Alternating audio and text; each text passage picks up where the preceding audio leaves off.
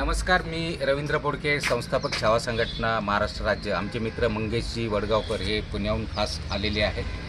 छावा संघटनेमार्फत 2003ला या वेरूळ गडीचं काम आम्ही चालू केलं होतं आणि 2007ला महाराष्ट्र शासनाने याला मराठवाडा पॅकेजमध्ये टाकून त्याला एक निधी दिला होता 6.5 कोटी. त्यावेळेस हे गडीचं काम चालू झालेलं. तर इथं छावा संघटनेनं आम्ही ज्यावेळेस उद्घाटन केलं तर कामाचा एक बोर्ड लावला होता. त्याच्यानंतर आम्ही शासनाला आणि महाराष्ट्राचे मुख्यमंत्री माननीय देवेंद्रजी फडणवीस मुख्यमंत्री कार्यालय त्यांच्याशी पत्रव्यवहार केला, जिल्हाधिकारी कार्यालय यांच्याशी पण पत्रव्यवहार केला. इथं छावा संघटनेचा शिलालेख लावावा यासाठी आम्ही त्यांना विनंती केली आहे.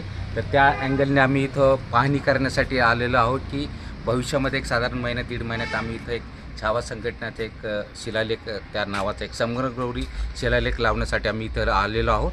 तर त्याची इथं आम्ही आमचे मित्र मंगेशजी हे तज्ज्ञ आणि स्पॉन्सर आहेत, तर त्यांच्या सहकार्याने आम्ही ही गोष्ट करत आहोत. तर इथं आम्ही ती स्थळ पाहणी करण्यासाठी आलेलो आहोत. या आपण आतमध्ये जाऊयात. असं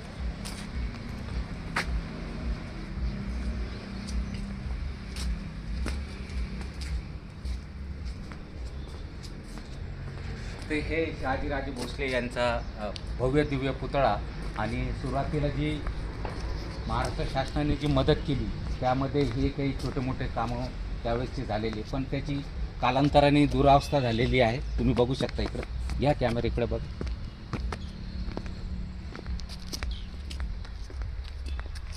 इथूनच घ्या, क्लिअर आहे. त्याच्यानंतर माननीय प्रशांतजी बम यांनी त्यांच्या धडपडीमुळे महाराष्ट्र शासनाने परत त्यांनी 13.5 कोटी रुपये यासाठी सँक्शन करून आणलेलं आहे. त्याचं काम पुढे चालू आहे. आपण तिथं जाऊयात आता.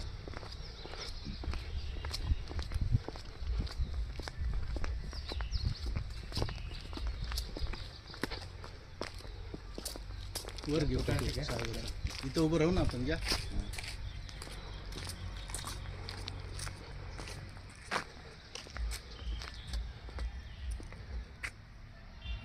चल.